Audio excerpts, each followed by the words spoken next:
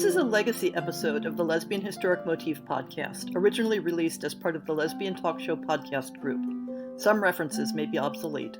The show looks at lesbian-relevant themes in history and literature, has interviews and discussions about current historical fiction with queer female characters, including fantastic versions of the past, and presents new original historical fiction for your enjoyment.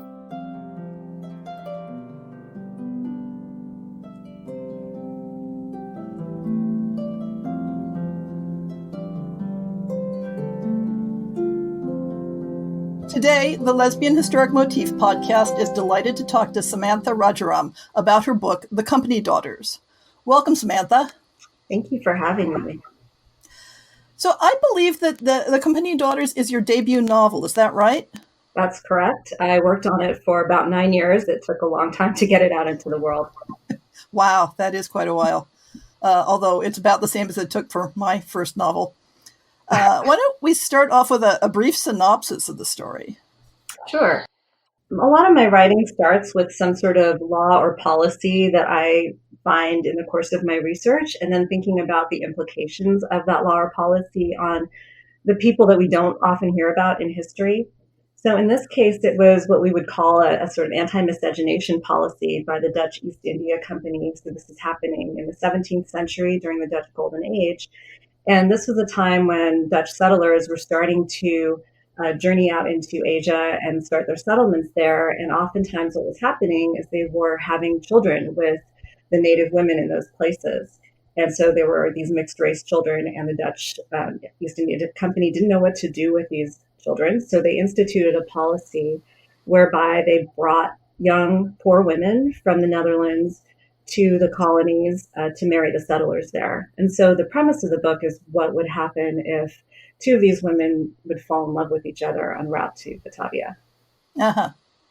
Yeah, that's similar policies show up in a number of colonial areas. It's like, oh my God, we sent the men there and now they're, oh my God, having sex with the local women. We can't have that. Or we need to change that now that we are becoming more civilized, as it were.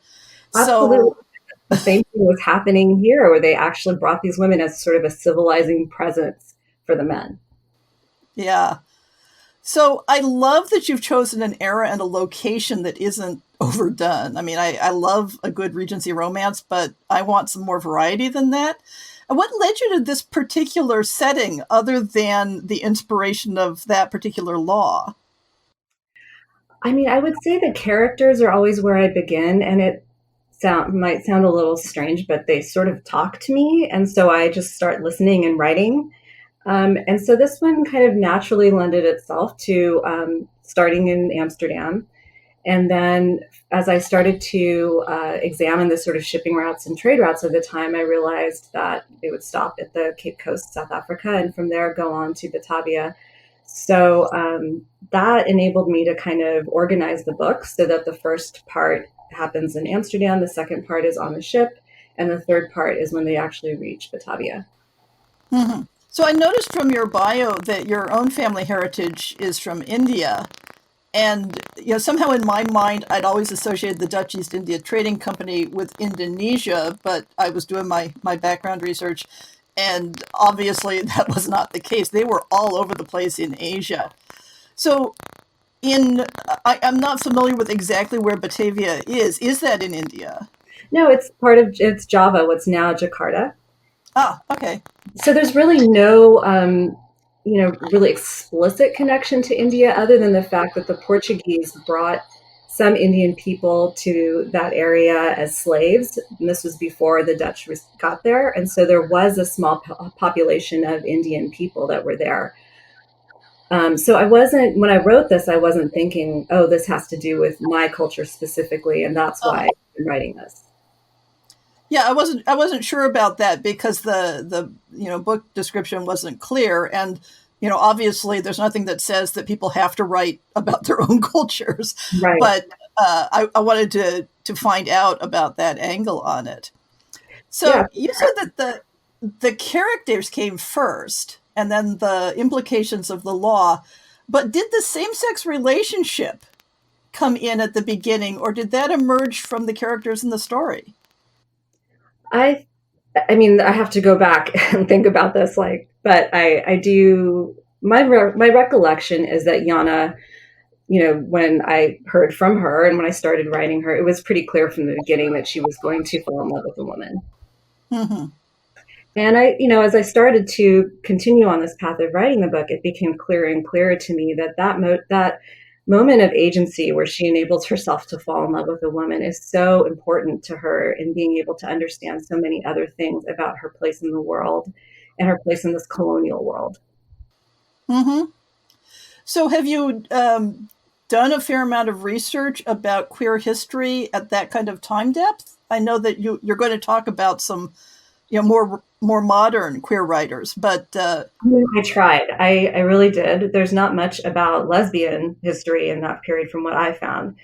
But I did find a couple cases that described trials, sodomy trials involving men.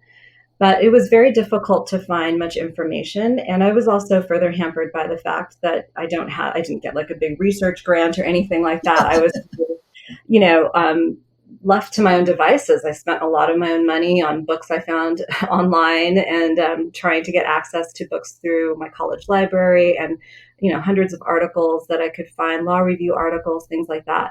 But, it was challenging. yeah. So you've mentioned law a couple of times, and you have this complex professional background because you started out with a degree in English, and then you got a law degree, and now you teach composition. So the legal aspect, how does that fit in to your personal interests and your writing interests? Yeah, I think part of it is that my lens on the law has a lot to do with issues of power and how law reinforces systems of power. And I think my writing has to do with that as well. So, for example, in the company Daughter, I'm looking at how these interlocking systems of power work together. So, for example, we have the patriarchy of the colonies, that whole civilizing mission that's foisted on the women, as well as the sort of heteronormativity of that time. And then on top of that, you have the racial dynamics and colonialism itself. And all of those things are things I was thinking about as a lawyer. And I came into law with that lens on it. So for me, they're very complementary. And again, I think a lot of my books come out of these ideas around these antiquated laws and what they mean to people that are often omitted from the history. Uh-huh. So has history always been an interest of yours? I think so. I grew up in Wyoming. I was the only Indian kid in my school, the Wow. only person of color in my school. My parents were the first pediatricians in the county, and we were the only Indian family in the county. And I was always really aware of how different I was, and also very aware of my own family's history and the colonial history embedded in that.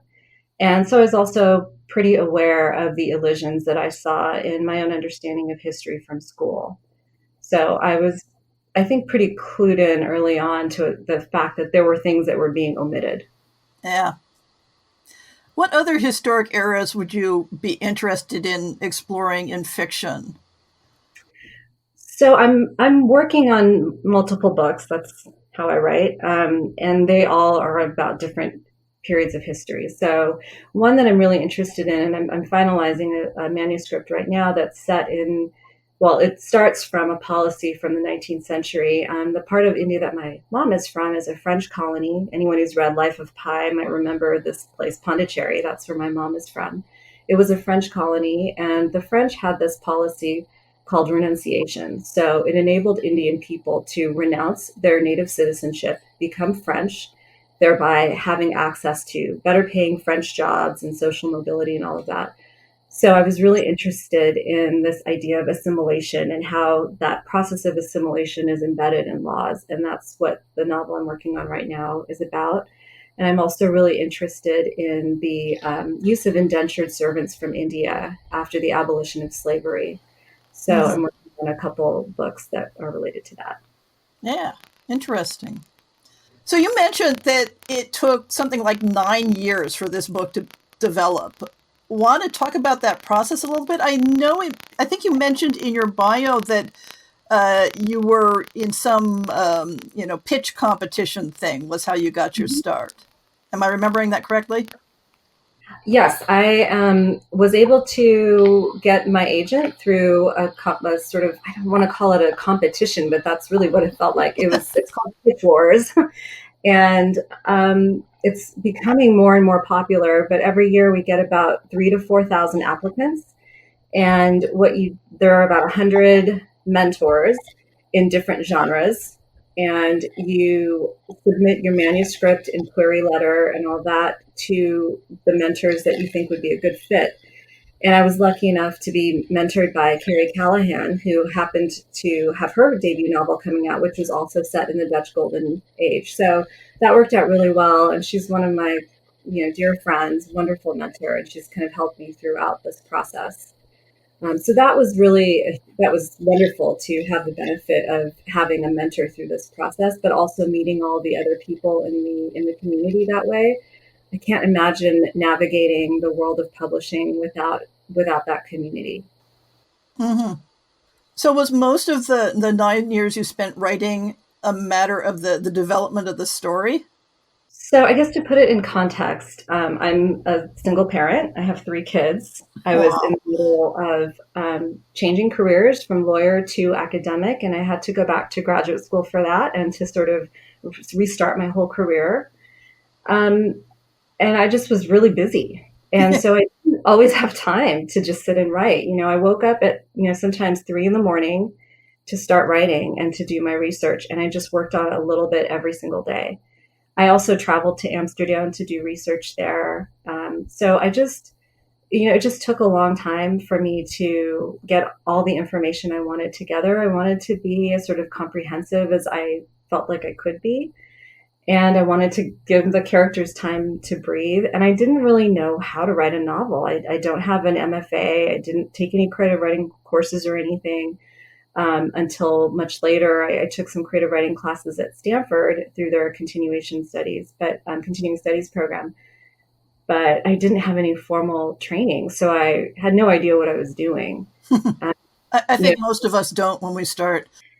Yeah, there's this misnomer that everyone has to, get an MFA to be a writer. And part of why I continue to be involved in Pitch Wars as a mentor now, and actually the writer I mentored last year has an amazing book. She's also a queer writer that's coming out in 2022, I believe.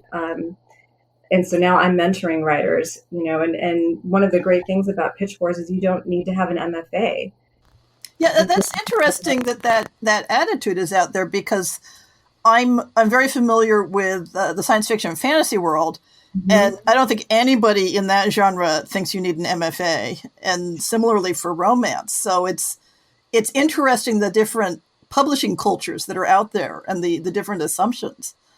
That's absolutely true. I mean, I only know my genre really. I read primarily in one or two different genres, and that's why I can't really mentor any of those other ones because I feel that every genre is so specific into what it's looking for, what the trends are, who the right agents are. So my own interest in terms of my mentoring is really contemporary literary fiction and historical fiction. Uh huh. And very often historical fiction, I find, falls in between some of the significant communities. It can be a Yes. hard one to get traction in. Yeah, and I mean, I think it's just a hard genre to write in as well because of all the research that goes into it.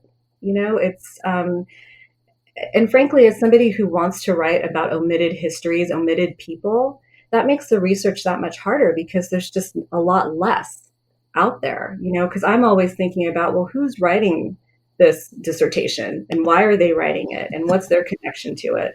So, I'm always kind of reading the research with a certain amount of skepticism, I guess, of wondering what the reasons behind it are.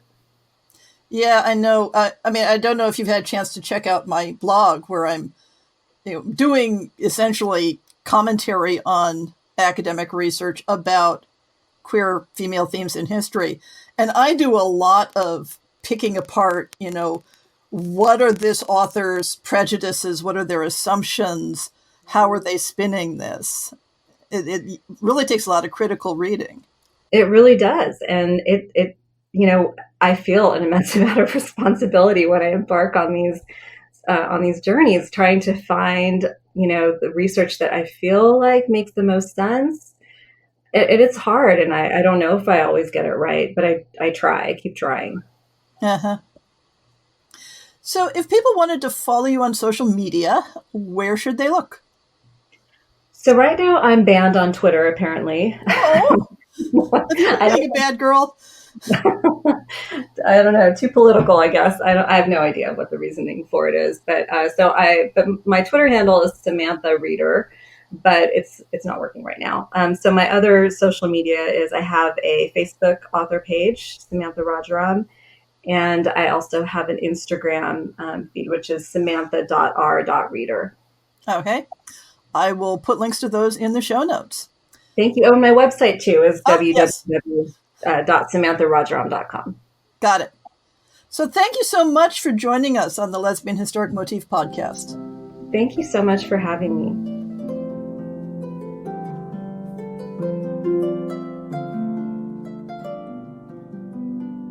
I hope you've enjoyed this episode of the Lesbian Historic Motif podcast. See the show notes for links to people and topics.